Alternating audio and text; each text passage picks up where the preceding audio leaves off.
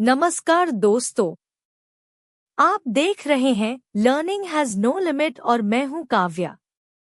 आज के इस वीडियो में हम एक बहुत ही गंभीर और संवेदनशील विषय को समझने की कोशिश करेंगे।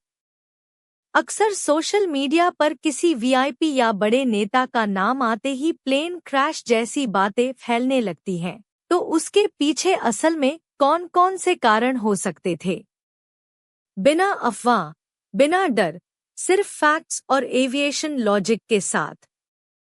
दोस्तों, सबसे पहले साफ कर दूं, यह वीडियो किसी वास्तविक प्लेन क्रैश की पुष्टि नहीं करता। यह एक एविएशन एक्सप्लेनर है, ताकि आप समझ सकें कि जब भी किसी एयरक्राफ्ट के साथ हादसा होता है, तो उसकी जांच भावनाओं से नहीं, बल्कि डेटा, तकनीक और अनुभव से की जाती है। अक्सर चार्टर्ड एयरक्राफ्ट या स्पेशल कैटेगरी प्लेन का इस्तेमाल किया जाता है। इन विमानों की मेंटेनेंस शेड्यूल ज्यादा स्ट्रिक्ट होती है और पायलट भी हाईली एक्सपीरियंस चुने जाते हैं। एक मॉडर्न एयरक्राफ्ट सिर्फ एक इंजन या पंख नहीं होता, उसके अंदर सैकड़ों सिस्टम्स होते हैं। Engine control, fuel management, navigation system, hydraulic system, electrical system और ऑटो पायलट। इनमें से एक सिस्टम का फेलियर भी चेन रिएक्शन शुरू कर सकता है। हाइपोथेटिकली अगर कोई टेक्निकल फॉल्ट होता, तो सबसे कॉमन कारण इंजन परफॉर्मेंस इशू हो सकता था, जैसे फ्यूल कंटामिनेशन, सेंसर फेलियर या इंजन टेम्परेचर एबनॉर्मल होना। लेकिन मॉडर्न एयरक्राफ्ट में एक नहीं, कई बैकअप सिस्टम्स होते हैं।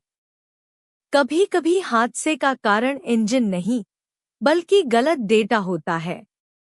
अगर स्पीड सेंसर या एल्टीट्यूड सेंसर गलत रीडिंग दे, तो पायलट को प्लेन की असली स्थिति समझने में दिक्कत हो सकती है।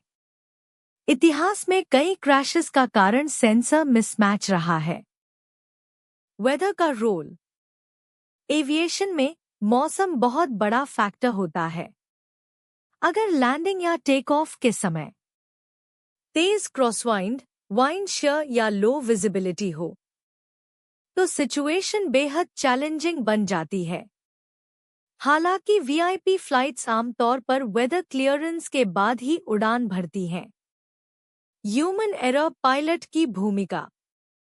अब बात करते हैं पायलट एक्सपीरियंस की।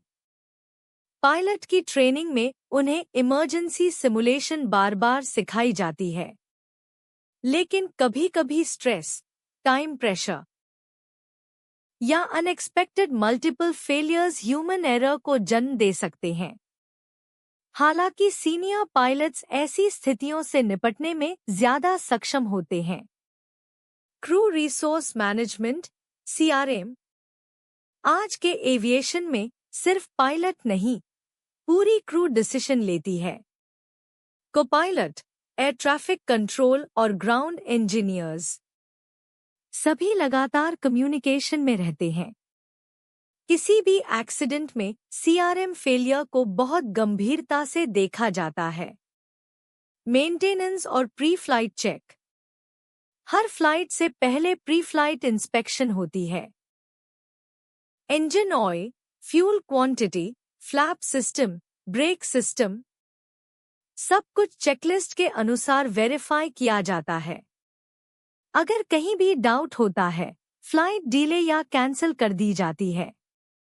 ब्लैक बॉक्स और इन्वेस्टिगेशन। अगर हाइपोथेटिकली कोई क्रैश होता, तो सबसे पहले ब्लैक बॉक्स रिकवर किया जाता। कॉकपिट वॉइस रिकॉर्डर और फ्लाइट डेटा रिकॉर्डर पायलट की बातचीत और एयरक्राफ्ट डेटा रिकॉर्ड करते हैं। यही इन्वेस्टिगेशन की बैकबोन होती है। मीडिया और सोशल मीडिया की भूमिका। अक्सर एक्सीडेंट के तुरंत बाद सोशल मीडिया पर आधी अधूरी जानकारी फैल जाती है, लेकिन असली रिपोर्ट आने में कई हफ्ते या महीने लगते हैं। इसलिए रिस्पॉन्सिबल व्यूअर होना बहुत जरूरी है। Aviation safety reality. एक सच्चाई यह भी है कि एयर ट्रैवल आज भी सबसे सुरक्षित ट्रांसपोर्ट सिस्टम है। हर एक्सीडेंट के बाद रूल्स और सिस्टम्स और मजबूत बनाए जाते हैं। इसी वजह से क्रैशेस रेयर होते जा रहे हैं। इंटरनेशनल एविएशन एक्सपर्ट्स तक शामिल किए जाते ताकि किसी भी एंगल को छोड़ा न जाए। तो दोस्तों, आज हमने समझा कि प्लेन क्रैश सिर्फ एक वजह से नहीं होता। यह टेक्नोलॉजी, ह्यूमन फैक्टर और एनवायरनमेंट तीनों का कॉम्प्लेक्स कॉम्बिनेशन होता है। डरने की नहीं, समझने की जरूरत है।